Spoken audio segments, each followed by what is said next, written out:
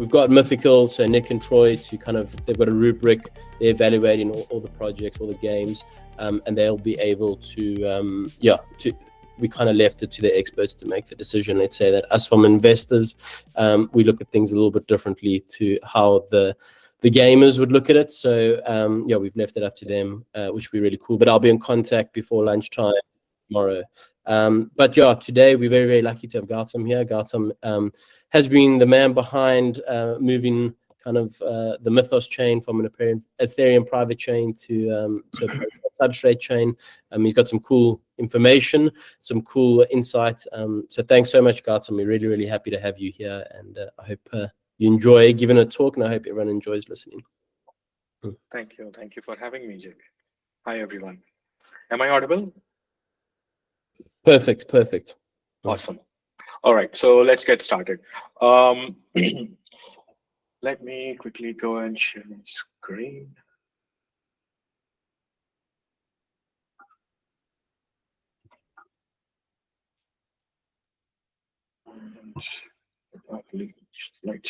Slideshow mode. Okay. So what I have for you all today is more like some of the lessons that we have learned while doing the project, and also in terms of what are the factors that make gaming a very interesting use case for Web3 in general, and how is Polkadot able to cater to some of those factors, and then going deep into how we are approaching solving a gaming chain problem with Polkadot and some of the features that are coming up. Some of this, like higher level stuff, you must have already seen in Radha's workshop previously, but I'll go into a little bit more detail into how we are solving some specific problems. So to begin with, who am I? I'm Gautam Dhameja. Recently founded BlockDeep Labs. We are a small team building blockchain solutions, integrations, products, and all that. I have been personally working in the blockchain space for almost 7 years now. I've been previously at Parity, leading the consulting team over there, solution engineering it was called. And before that, I was also with Microsoft for 5 years or so, working on cloud stuff, basically. So that's who I am. A little bit into the Web3 space since the ICO era, I would say. What are we going to chat about today? So gaming, how is it different in context of Web3? It needs to be defined in some sense because it's not just another use case, and you will see just in a few seconds why.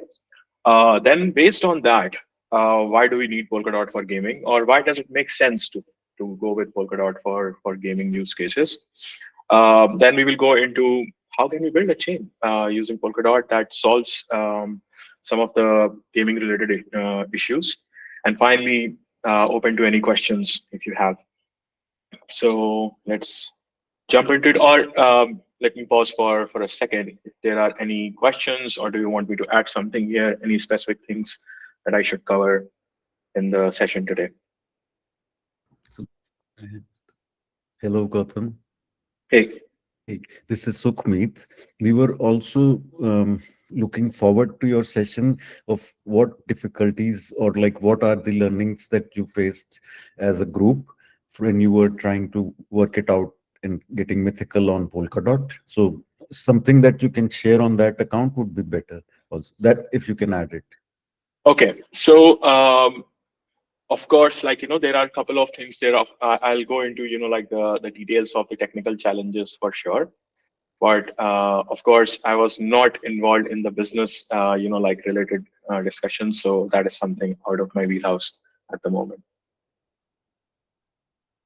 Thank you. I was mostly thinking technical, not like business. Yeah. So technical we'll cover in this basically 100%. So the third point that says building a gaming chain on Polkadot, it basically is that.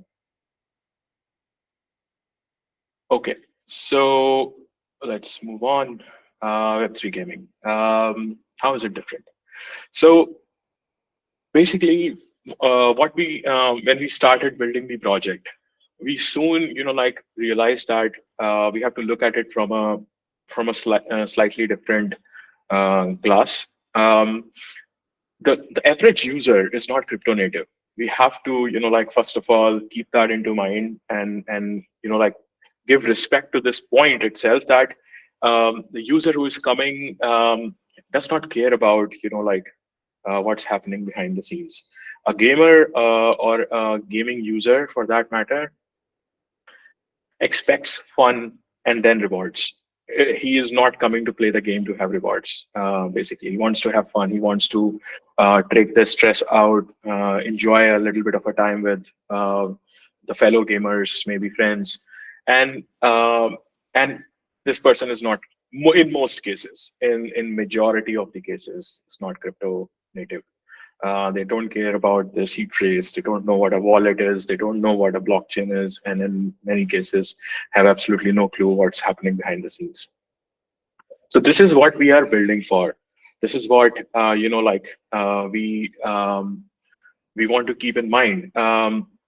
It's kind of similar to my personal experience at Microsoft, when we were always saying that when somebody uses Windows, we don't know what they are going to run it on. It can be on any laptop, any desktop, anything from the 90s to now, and we need to be catering to that kind of a user. And similarly here, it kind of like the generalization applies in some sense.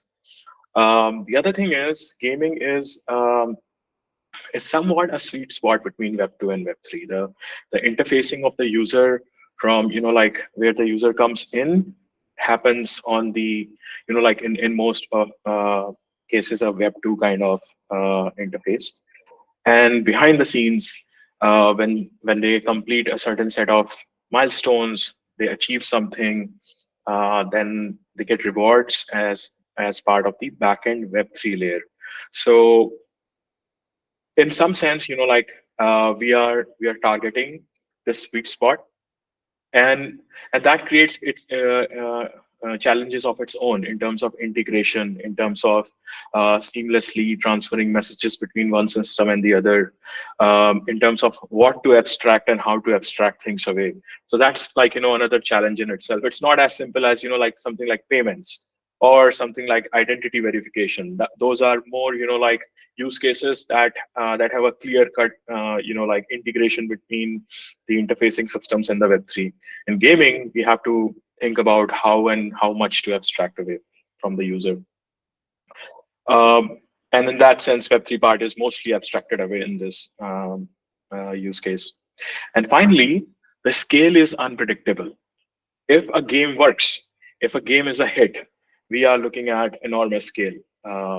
And this, like we cannot measure. Like this is like a very emotional thing, because if somebody likes a game, they are going to come back and play it and play it and play it.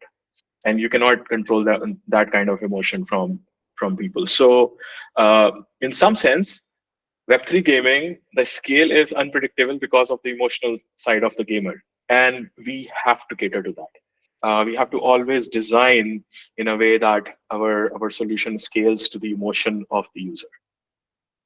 So moving on,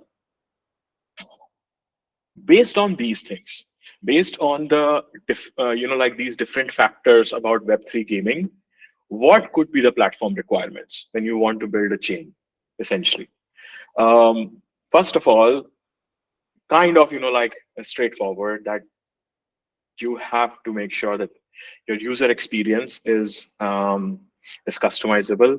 You should be able to abstract away whatever you want from the user, and the interface should look familiar to them from a Web 2 perspective as well, while keeping the security of Web 3. No compromises with security, if that is not clear. The next thing is, of course, because the scale is the emotional side, you need flexibility at scale. There is absolutely no, like, let's say, workaround for that. The system must be scalable. Then the second thing is, now this is coming where, when I was saying Web 2 and Web 3 sweet spot. If your system, the blockchain platform, cannot seamlessly integrate with gaming platforms, then you are kind of making the sweet spot not so sweet, basically. You have to make sure that, like the platform integrates.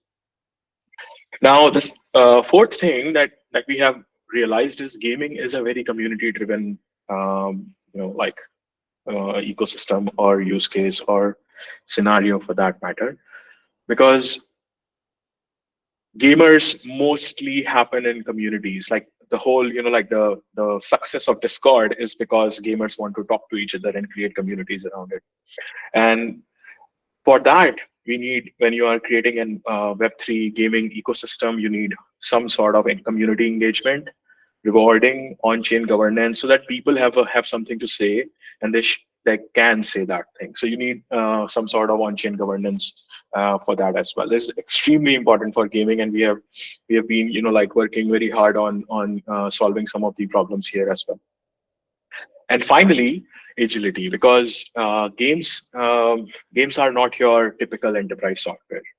Games, like when they start becoming successful, just like web series, when something like is successful, you get a sequel, and then you get the second sequel, and so on. You get seasons. Games also have that kind of um, in some sense requirement of upgradability or continuation. Essentially, if a game is a hit, you need more characters, you need more stages, you need more areas for the characters to grow. So if that happens, then you need the backend system to also upgrade along with the game. You can't like just have a static smart contract sitting behind the scenes and expecting the game to grow and the smart contract to not a good like developer experience in that sense. So based on why Web3 gaming is different, these are the five main things that we want to be looking at when we select a platform for building a gaming chain. So with that premise, I will now move into why and how Polkadot solves some of these things, and why should we choose Polkadot to begin with. So of course, I'll not go into the details of some of these things because, like I said, some of these things you have already seen in Radha's presentation. So ability to upgrade seamlessly, that's why I've just mentioned it very briefly. Polkadot is the only platform where you get forkless runtime upgrades. So as long as like you have the right governance structure and you have the ability to upgrade your chain, you will never fall behind the game. Basically, if the game grows, your chain grows, or the backend grows along with it, or evolves along with it. The second thing is the governance side. Now, different kind of gaming. Just 1 second. I think there's someone at the door. I'll just be back.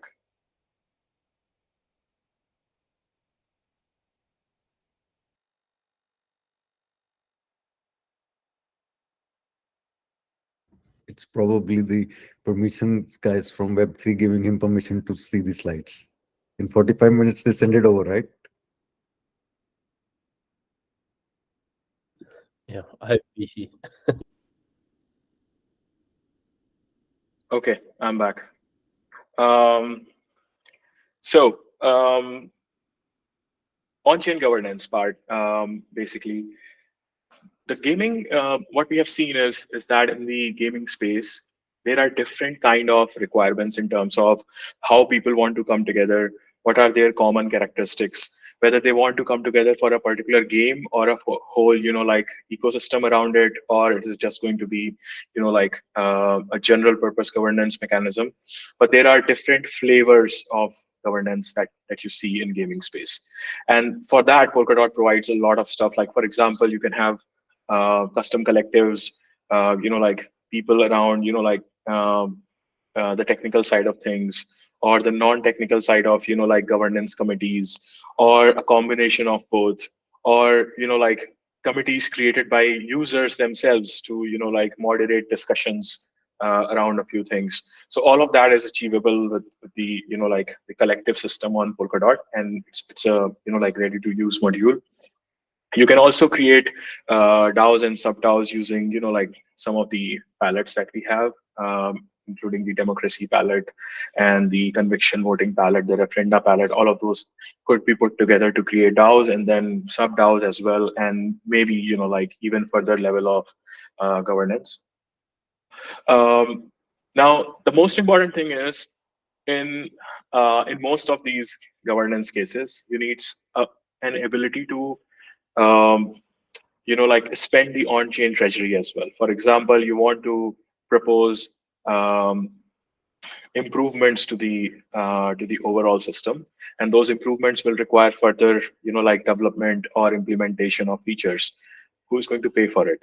In Polkadot ecosystem, the Polkadot treasury pays for a lot of like improvements and proposals from the community, and the same can be applied to gaming as well. I think there are several games out there who have custom like assets and a lot of um, like, if I remember correctly, um, to be honest, guys, I'm not a gamer, so I sometimes forget about the specifics of these things. But there are several ecosystems where people are building for already existing games as plugins and extensibles, and like they are currently being funded directly by the studios, but they can also be funded by like treasury using on-chain governance. So what I'm trying to come to a conclusion on this point is, like, you can create an ecosystem of ecosystems essentially around multiple games. Every game can be its own ecosystem, and then those can be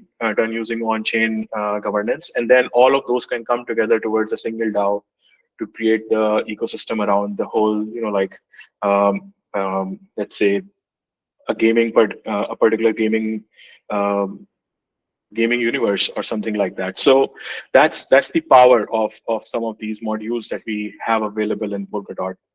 It gives you a lot of flexibility on how you want to engage with the user from a governance perspective. Now, there was a point that I was making about how do we make sure that the Web2 user is comfortable with the Web3 side of things. They should not care about the seed phrase. They should not care about managing their accounts. They should not be like worried about losing their keys or something like that. Um, there should not be any loss of security as well, because if we put everything in a custodial wallet, what happens? So we need essentially a way of completely abstracting away the complexities of an account while also keeping it secure. And for that reason, Polkadot provides a lot of modules for fully customizable account abstraction. Now, this is something new in the Ethereum world. People are working on that quite a bit, but we have quite a few modules for years now. Like, let me give you an example. So there is a concept of proxy ballots, where you can create a proxy for a particular account, and that account can then act on behalf of the user as well. So the user can also assign proxies. The other users can assign some other user as a proxy for themselves, and so on. So that provides a lot of flexibility in terms of like abstracting some of this functionality. There are a few other features, like for example, how do you make sure that a particular account is recoverable using social capabilities. So there is a concept of social recovery using a pallet on like in the substrate ecosystem, and so on. So all of these like modules are available and very important from a gaming perspective. Without this, I think it will be extremely difficult to implement each of these things and then use them in a gaming studio. It just saves so much time to market. And this is some of our own learning. When we were looking for some of the, like solutions, we just could find them off the shelf in the Substrate repository or in the Polkadot SDK repository. Now, the other thing is the sweet spot between Web2 and Web3, which I was talking about in terms of integration with gaming platforms. So the most important thing is that we have learned in our experience on the project is how do we optimize the data structure on the chain? And because everything is built in Rust, we can like create many let's say custom data structures, put them on the chain inside pallets, and we are good to go. So let me give you a concrete example there. There is a particular need for a specific type of NFT collections in the project. And those NFT collections, like either if this was any other platform, you will have to go with a standard or change that standard or write a custom smart contract to implement this thing, and so on. Here, what all we had to do was just configure a different like data type for that kind of collections, and that's it. So there is so much of optimization and flexibility available for any kind of use cases, and when it comes to gaming, it becomes even more interesting.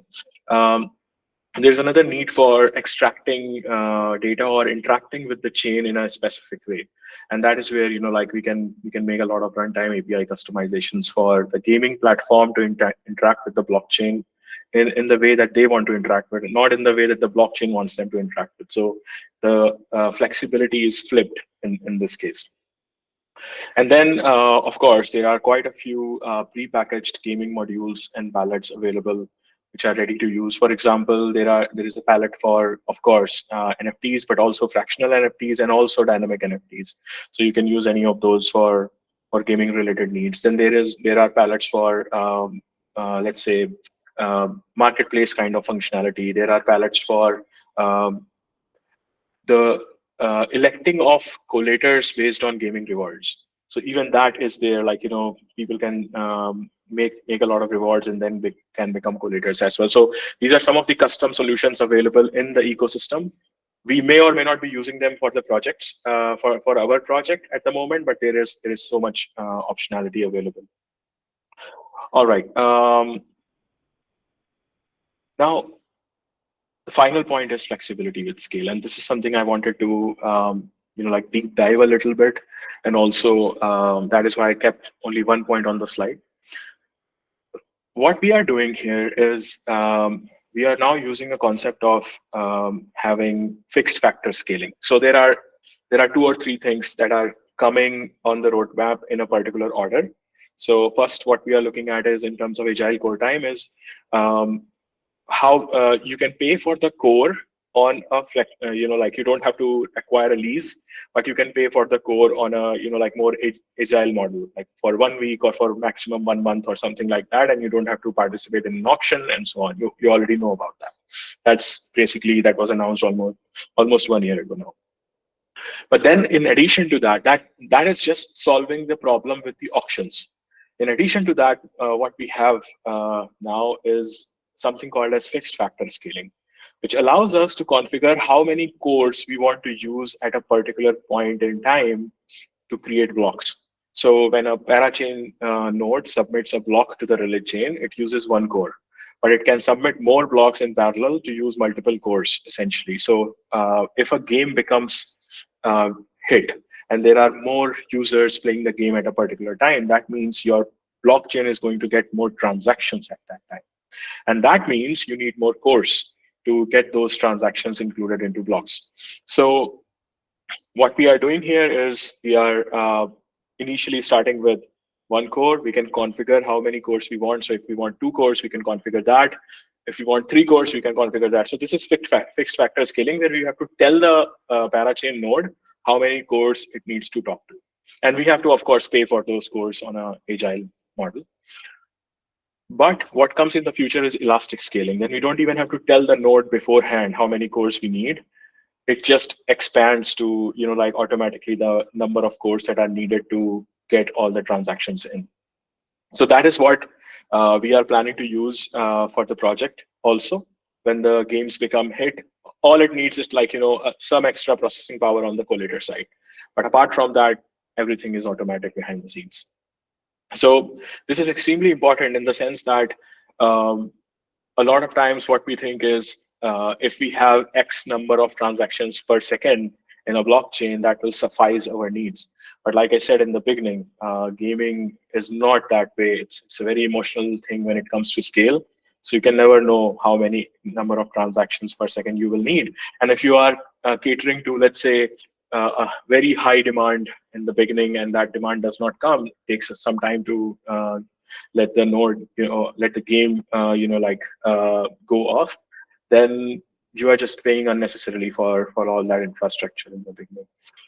And if you don't prepare for that, and if the game gets a hit on day 1, then basically your users will have a very bad experience and they will go away. So what you need is something to scale with flexibility, and this is what it is essentially with the scaling techniques that Polkadot has. So that's essentially why we need Polkadot for gaming related use cases. I hope I was able to clarify a few of these things in detail.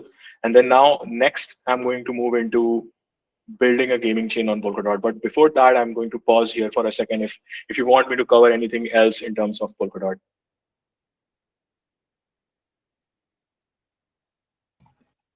Yes? Yeah, Gautam, just a quick one. You mentioned something about modules and for account abstraction, and there's obviously a lot of different modules within the Polkadot ecosystem. Is there some sort of indexer somewhere where we might be able to see what available modules there is out there? Let me, so there are,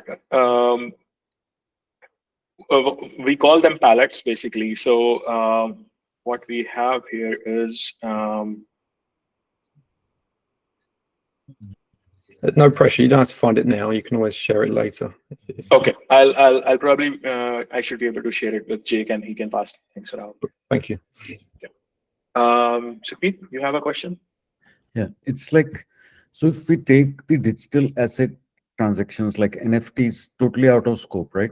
Which is the existing problems in Web2 gaming landscape that were targeted by blockchain? And like the vice versa of it is like which existing or new functionality was developed in blockchain like Polkadot only with gaming in mind? Okay, Scaling so something in trading everywhere, like security, you need healthcare anywhere, right? So just this is the gaming, Web2 gaming. I solved this problem with Polkadot. This is gaming. I solved, like blockchain had to evolve, right?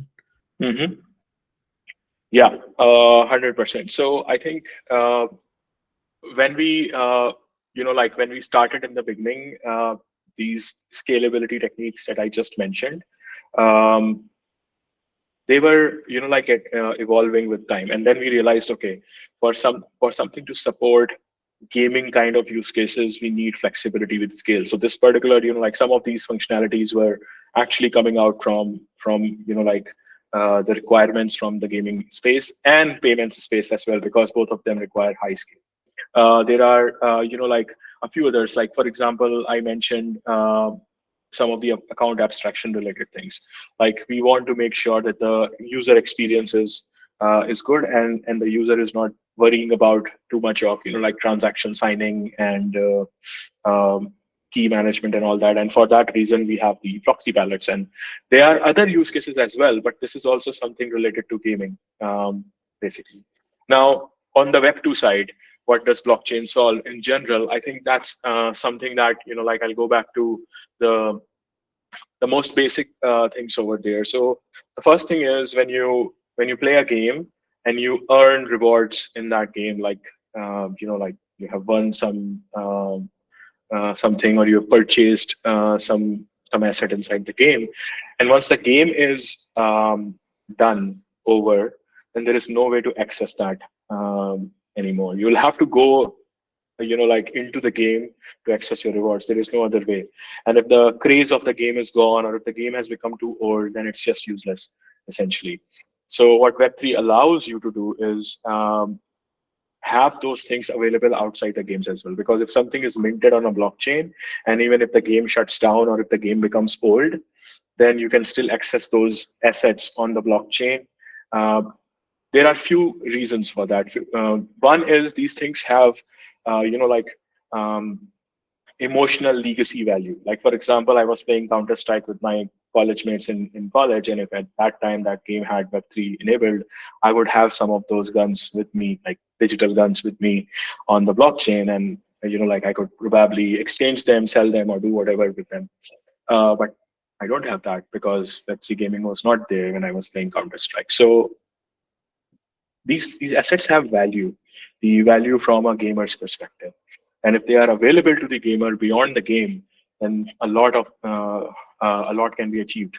Essentially, they can be collateralized into DeFi, and that is where Polkadot also makes very like things interesting. That on one chain, if you win a gaming asset, and then you want to have that NFT collateralized into DeFi to get some loan, you can even do that essentially using cross-chain communication. I'll talk about that in a second. So these are some of the things like, that Web3 enables for gaming. Thank you. Okay. So this is very straightforward. Like I will just tell you what we took as core components in our project and what we did as some of the like customizations or considerations after that. So the first thing is, of course, we just took the most latest NFT palette. It serves all the requirements from a like gaming NFT perspective. We had to make some customizations in terms of configuration. Like I told you, there was a need for a custom collection type and something, and then we made those straightforward modifications. We took the basic governance palettes from Substrate, like we are using democracy, collective, and the treasury palette. We have taken the proxy palette for account abstraction, where the transactions can be called on behalf of the user from other accounts as well, so that the user don't have to manage their own keys or sign each and every transaction. And also we did like optimizations where we can control how much fee the user has to pay for a specific kind of transaction. So gaming is a high frequency and low fee kind of use case. So you need the flexibility to optimize the transaction fee for a gaming chain. So that is what we did here. We took advantage of the agile core time to not worry about like the scalability side of things. We can use predefined amount of cores at the moment. And finally, to keep the user experience like really seamless, we are using async backing already like on the testnet to make sure that the block times are low. And when the block times are low, the like the experience of the user becomes better because they get faster responses.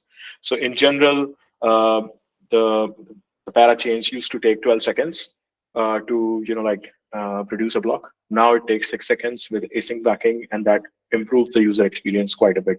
So these are some of the core stuff that we considered while starting the project, and this was all off the shelf, like literally very, very small amount of code written to put all of this together. And this creates a gaming chain in itself. Like if you add these palettes and enable these features in a parachain node, you have a gaming chain already. And then some of the customizations, high-level customizations that we were discussing within the project is who pays for which kind of transaction. Like not all kind of transactions should be paid by the user, or not all kind of transactions should be paid by the gaming platform. There has to be a way of customizing this, because in all other platforms, you don't get to customize this. The basic rule here is the sender of the transaction pays for the transaction. But what if we want the sender to not pay in some cases? So that kind of customizations are possible, and we have looked into that. We also looked into how do we want to prevent spam, because it is a public chain. It's not a private chain anymore. It is not something that is hidden from anyone. So how do we make sure that there are no DDoS attacks? How do we prevent spam and so on? And this is kind of related, because if somebody else is paying for your transaction, then you are incentivized to just DDoS the chain because it's free for you. So how do we combine the two? How do we make sure that the transactions can be sponsored while not having any spam on the chain? We also spoke about or discussed like how do we want to make sure that the key management and the custody are done in a way that this is compliant with the requirements or with the regulations, but also in some sense, let's say, good in the usability perspective. So there were some, the reason I'm not going into the exact details of these solutions is because we are still working on them, and it's too early to talk about those details at the moment. So I'm giving you like what were the points we were, looking at in terms of a gaming chain that needed customization, or then some of the problems that we solved separately that were not solvable off the shelf. We also looked at how we want to make sure that the cross-chain interactions are happening, whether it is coming from other ecosystems or whether there are cross-chain, interactions happening within the Polkadot ecosystem as well. So basically, we built some custom XCM adapters for that. And finally, how do we want to bootstrap the governance? Do we want to start with a single committee? Do we want to start with a? This was more of a like the customers. Let's say decision on how they want to do it. But of course, the initial setup of palettes from a governance perspective required this discussion to happen, and then we were able to configure those palettes accordingly. So those were some of the like things we considered, and I would encourage you to pay attention to when you are building a gaming blockchain on some of these things. And finally, well, thank you, and feel free to ask if you have any questions.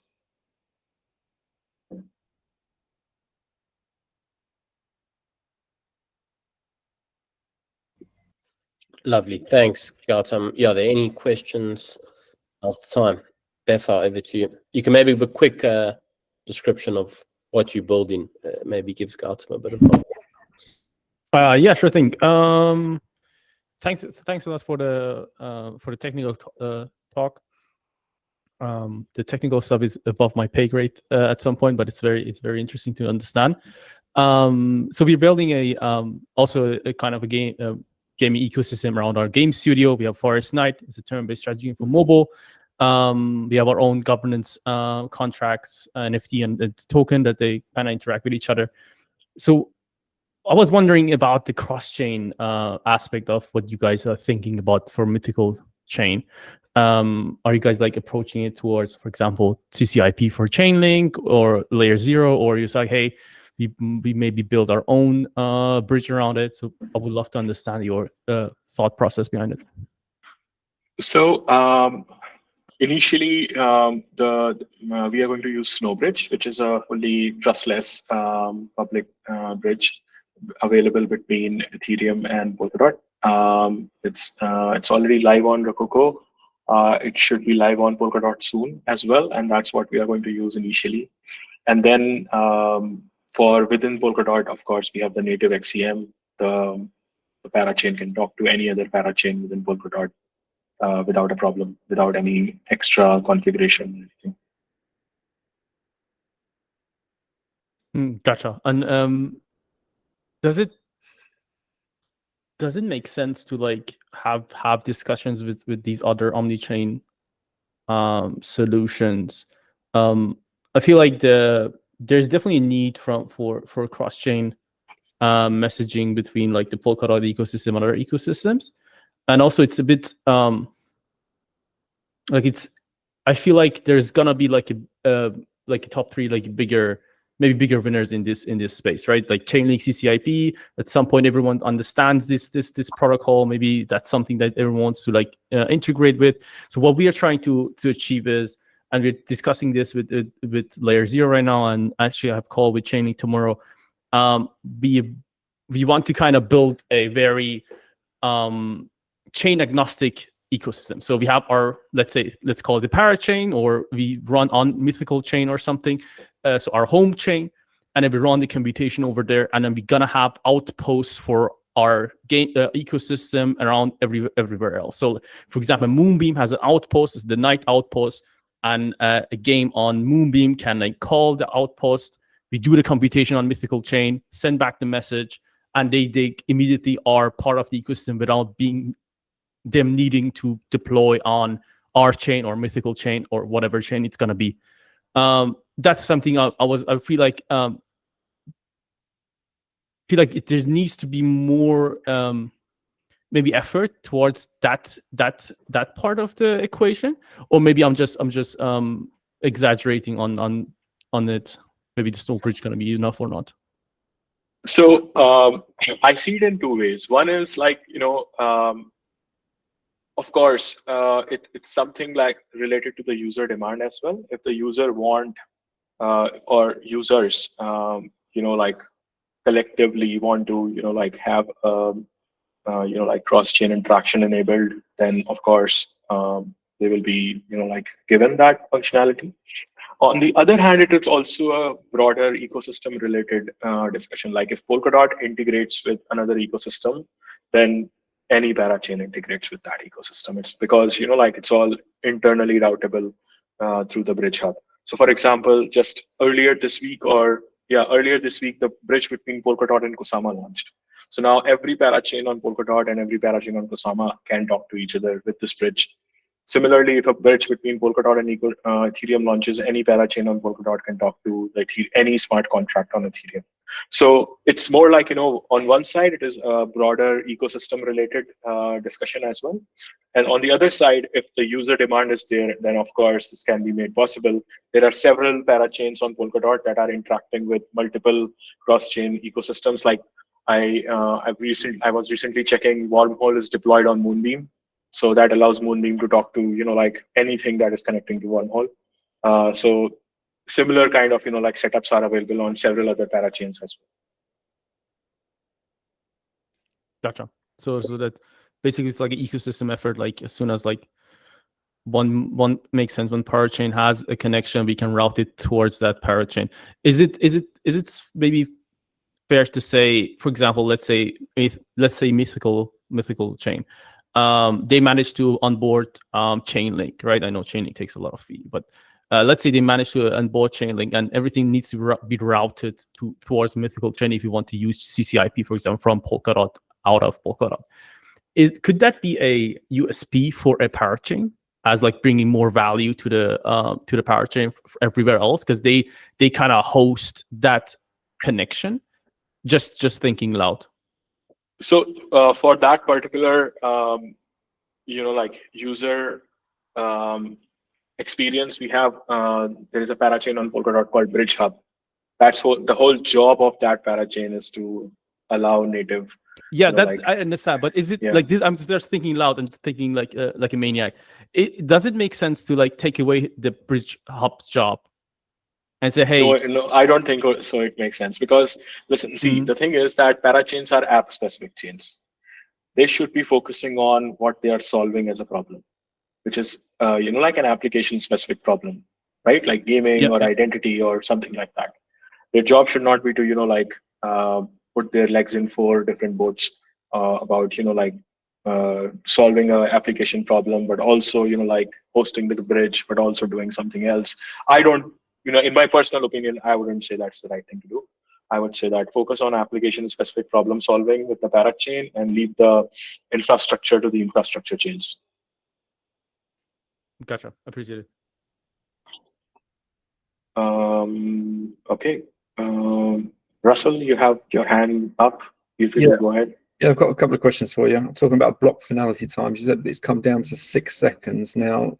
I know in gaming that can be an awful long time, 6 seconds. So I was wondering, with regards to optimistic and ZK rollups, what the developments are, what Polkadot's looking into with that side of things. And then the second part of the question is to do with governance, touching on some of the things that you said. Is there a way to do fractional voting for participation time instead of using token balances? So I'll answer the second one first because that's easy, because I don't have an answer to that. We'll have to look into, but it can be built.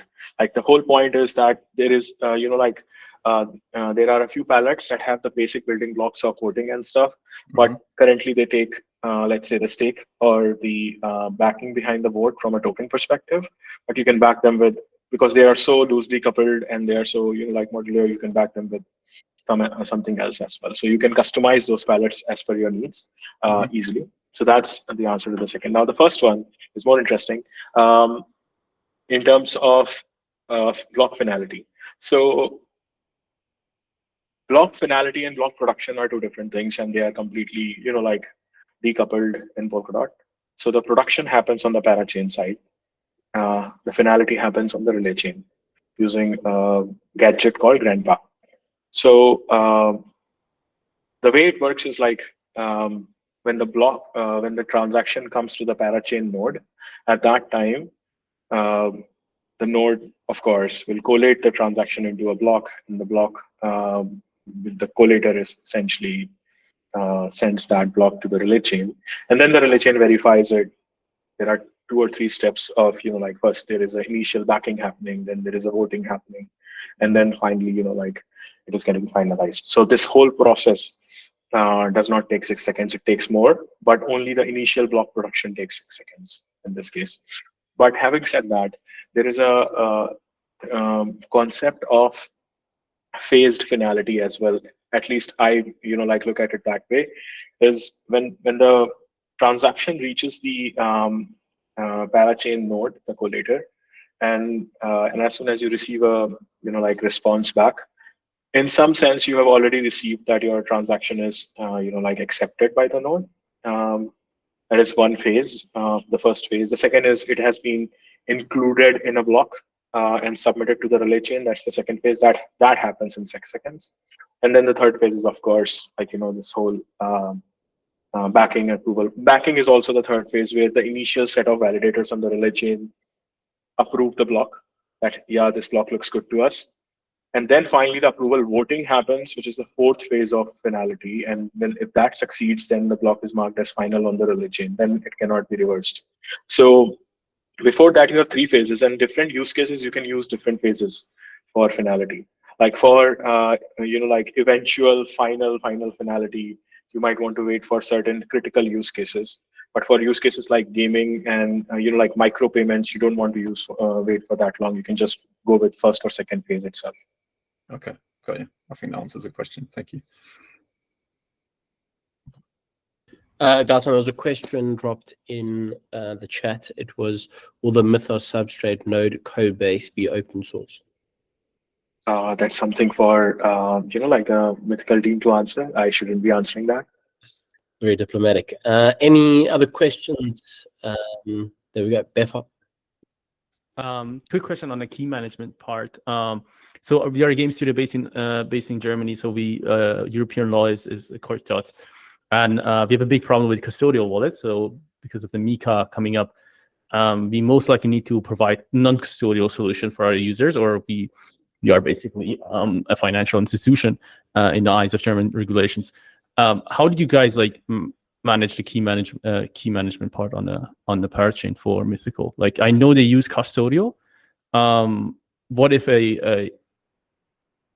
if a project wants to use more non-custodial approach, but still have the account abstraction idea in it? Yes. So we are. So most of this is still in the works. Let me start with that disclaimer. This is subject to change. But what we are moving towards is more like a hybrid approach. Whenever the user wants, custody of their keys, they can always have the custody. Otherwise, like there is, the proxy approach or the custody approach, and there are nuances to it which we are currently working on. But overall, we are looking at a hybrid approach here. Hybrid means you guys keep the custody until they ask for it, or hybrid means, let's say, key sharding, 3 shards, one you have, one user have, other one is on a secure network, so no one actually has the access. No party has an access immediately, because as soon as, for example, as soon as we have the full access, we are custodial solution, and we are targeted by the regulations, European regulations. So in this case, the user only has the full access, basically. Okay, gotcha. Yeah. Cool. Thank you.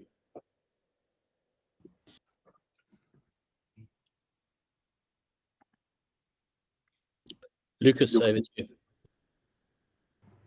Hey, just for you, we actually built a solution. I think we are in Germany as well that works for this. We can maybe have a talk about this. I think we built something that actually does like both of the things. We don't hold the key, but you're able to pay for the gas fees. But we can talk about this later. Just wanted to throw that out. Yeah, sure thing. Hi. So I have 2 points. First, can we be part of that? Because the problem that would come in the gaming is not the custodial or the non-custodial, like Gautam said. The problem would be, let's say, if you have an iPhone and you keep the key there and user loses his iPhone, or he buys a new phone, then what would happen to the keys? How do they transition with the account abstraction to the next phone? So that sort of things is what the issues in the real landscape are, and not the ones that we are thinking like it should be custodial, not custodial, or the regulations. Because now I had a lot of assets on my phone. I was using key store, and now boom, I have a new phone, or it just got dropped into water, and what do we do? So those sort of things we are trying to solve. Right? And So there is a concept of social recovery. I think you might want to look into that. Yeah. So that allows you to recover a wallet using like your social circle, your friends, and that basically like prevents from this kind of issue. Thanks, Gautam. This is what Radha told us at PBA in January in Mhm. Hong Kong. The same exact answer. Nice. Yes, Yeah. thanks. The question that I think I had for you is, let's say, and I was trying to ask this from the start, is let's say, and in respect to Mythical or in respect to somebody else, like if we are a gaming studio that has a game and tokens on another blockchain, XYZ, like Polygon or something. Now we want to transition that currency and that user base onto Polkadot. Right? How do we transition the currency and the game live? Let's say we built everything on Polkadot. Now, how do we transition it live without any downtime? So how we are approaching this is a two-phased migration. So first, we basically, while the old chain is running, we continue to um, migrate into the new chain. And at a certain point in time, once let's say uh, um, we migrate for up to block n, and during this migration time, which is a few hours basically, because like I said, we are going to utilize all of the scaling of the substrate node to do this migration. So it's going to be, even if the old blockchain is running for a few months, or we should be able to have all of that state over in a few hours. So once that happens, at that point in time, we look at, okay, we targeted to migrate at block n, and now there is n plus 100 or n plus 1000 blocks because during the phase of migration. And then we are keeping track of all the changes during those blocks, and then we migrate it in the second pass. So this is a two-pass migration approach that we are following for zero downtime. It requires a little bit of a customized tooling that we are building, but it works. We have tested it out, and this is the only way that we can prevent a downtime in a gaming scenario. So what we were thinking is rollover, like how 10, like you can toggle it on the fly. 10% users go to new, 90 goes to the previous one. 20, 30, 40, when you're all confident, then you go 100% without the two phase. So it's the thing is the segregation, or let's say the slicing of state, cannot be done based on users. It needs to be done based on assets, and the ownership of assets, and the properties of assets keep changing. So you don't have a slicing state slicing mechanism in that case. That's why if there is a gaming system that is built based on the slicing of state for users, then you can do that in that case. But in our case, it is not that way. So it's not actually users, it's like active users. So it could be any users, but their whole data set goes next. It's like 10% of active users. They could be, so both come live together, right? Like gears. So one gear does not stop in your car when the other kicks in, right? Like they both have to come to the same speed, and then one can start giving the work to the other one. That's what we were thinking. We've been doing it, migrations for that for long time with not blockchain. So we thought we could solve that very, very easily. Okay, I would love to chat with you about that offline, and then would love to understand that. Basically, our problem right now is that we want to make sure that the assets, whether it is coming from an active user or an inactive user, because the property of an asset. Yeah, that's a totally different. That's not the concerns you should have for migration, is what I'm trying to say. Because we did migrations for large banks, multi-large banks, 23 million accounts, everything in the universe, and the same thing. So this is what Amazon came up with after like 30 years of research, I think. We were not even there, like with Oracle. So it's not ours that I'm proposing, right? It's like we are thinking of doing it, and we have done it for 6 7 months, right? As long as it actually satisfies the immutability, like qualities of the blockchain. Like Yeah. because the state is built once you run the transaction. Like if you have run the, the initial 1,000 transactions or 1,000 blocks, and you are reaching at a different state from one another, then this will not work in case of a blockchain. So we'll have to chat about that. Let's keep that for later. Okay. We have everything with sequence diagrams, technicalities, everything sorted out. So Amazing. We'll take a look. thanks. Cool. Any last questions from anyone? Lovely. We'll call it there then. Gautam, thank you so much.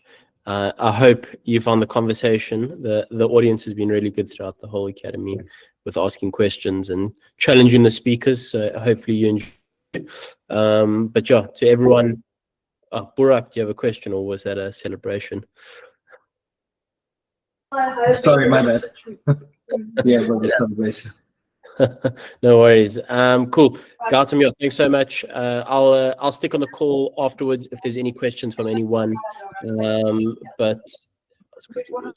But in general, thanks so much to everyone. I'll be in contact tomorrow. Gautam, if you need anything, thank you so much as well. We really appreciate it. And I think you've got quite a few Mythical fanboys and girls in the audience. I think it's been a really good couple of weeks. I think Mythical's given so much, as well as the Polkadot ecosystem. So yeah, really appreciate it. Thank you. Perfect. Thank you for having me. Thank you, everyone. Cool. Bye-bye. Everyone, thanks, Bye-bye.